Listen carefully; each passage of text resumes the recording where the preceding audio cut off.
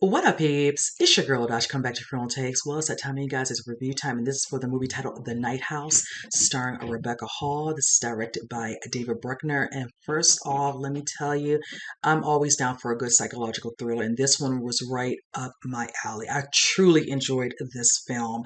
I will say this, I'm not going to spoil it for you guys. I really want to jump into it, but I'm like, you know what? No, I'm going to let this be one of those ones. If some of you, of course, don't go to the movie and see it, but when it comes out, you will truly, truly enjoy it. Now, with that said, I want to note some of the other characters who are very pivotal within this film that I, just kind of get into discussion. One being Evan Jonakite, he plays Owen, the deceased husband. We also have Sarah Goldberg, who plays Claire, the best friend, and also Vondi Curtis Hall, who plays Mel, who is like a friend slash neighbor.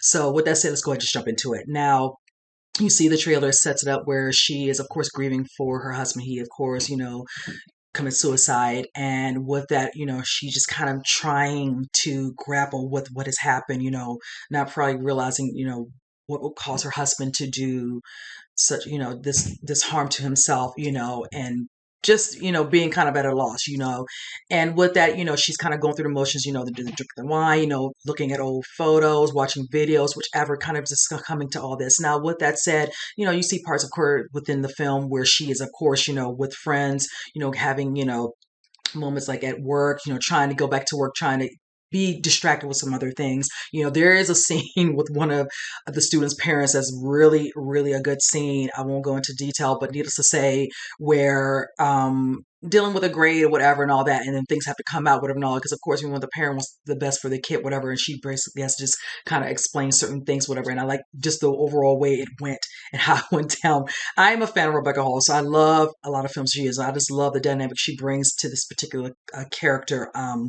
In this particular film, um, titled Beth, excuse me. So with that said, just kind of, other scenes where there's one pivotal scene that I did enjoy that kind of sets up a lot of what we're going to, you'll see within the film where she's hanging with a couple, friends from work. And of course, one of them being Claire, played by Sarah Goldberg, where they're discussing, certain things. And I'm understanding, did you have any idea? Now, mind you, she's been married to him for 14 years, so they get, of course, one of the friends like, oh, you were young. Yes, pretty young, whichever. So, that comfort level and all this. And so that's probably why one of them asked, did you not see anything? She's like, no, because she was, dealing with her own issues. And that is one of the things I can say that truly is key to a lot of stuff that partakes throughout the film. Now, they say in the trailer, you see her talking about, he left me a note, and that definitely is a core part of this. With this particular film, you're going to get heavy on the character development for sure, definitely with Beth, getting a little bit more insight when she's kind of having a moment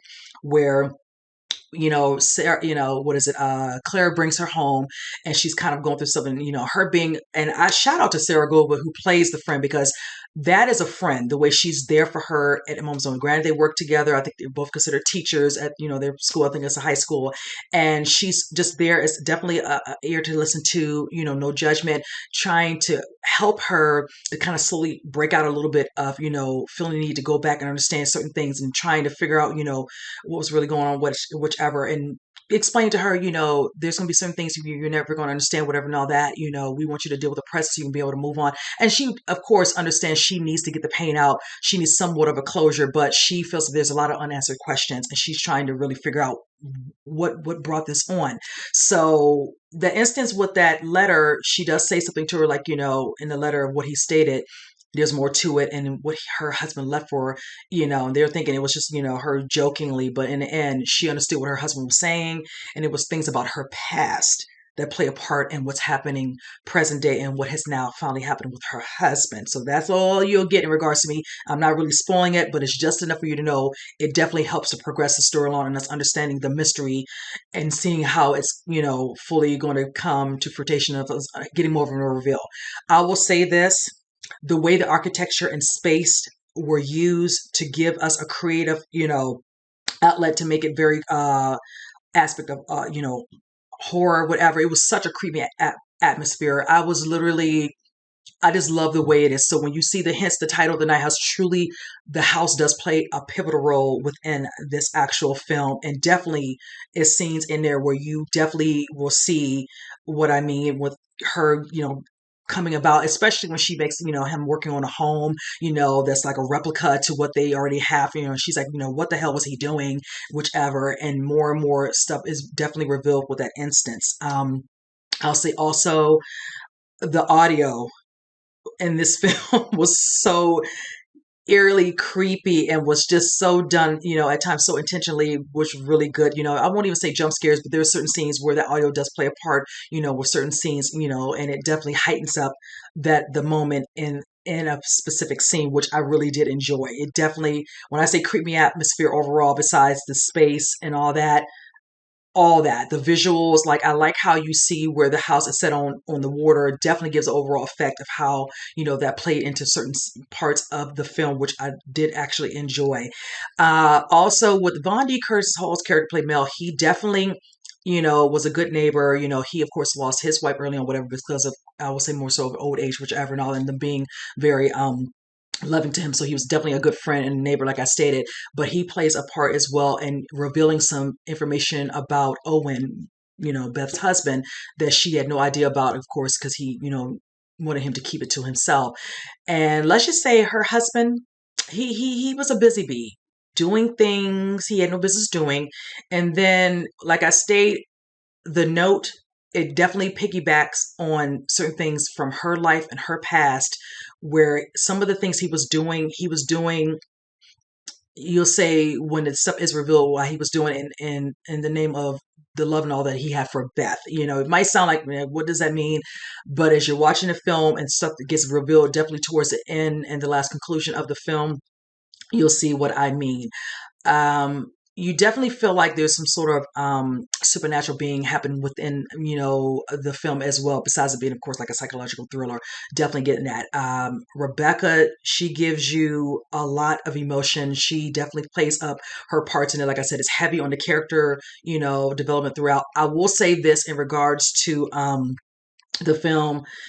It's like the pacing is kind of like if you're reading a book, like they say, a slow burn sort and all. Like I said, to the build up towards the last good with 30 minutes, even though it was, maybe a little over 2 hours, I feel like they could have maybe taken off 20 minutes, whatever, because some parts, like I say, like I stated, pacing like if you were reading a book, you're like, oh my gosh, when are we going to get to the good stuff, but once we got there, it is, worth watching.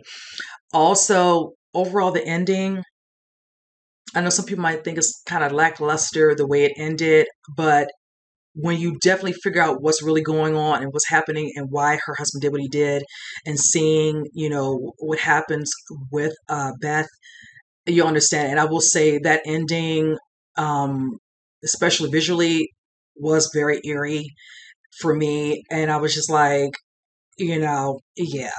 Yeah, I really just truly did really did enjoy this film, and I'll put more so on the way Rebecca Hall did her scenes in this film. And I will say also, Evan Jonah did a fantastic job. Of course, getting to understand why the husband did what he did, and get a little more of a reveal of him, and you definitely see some scenes with him as well, engaging with his wife, in the midst of course, certain parts happening, in regards to more things becoming, the mystery becoming more unveiled throughout the film. But definitely a good watch. I so enjoy this. When this comes out, I will definitely be adding this to my collection.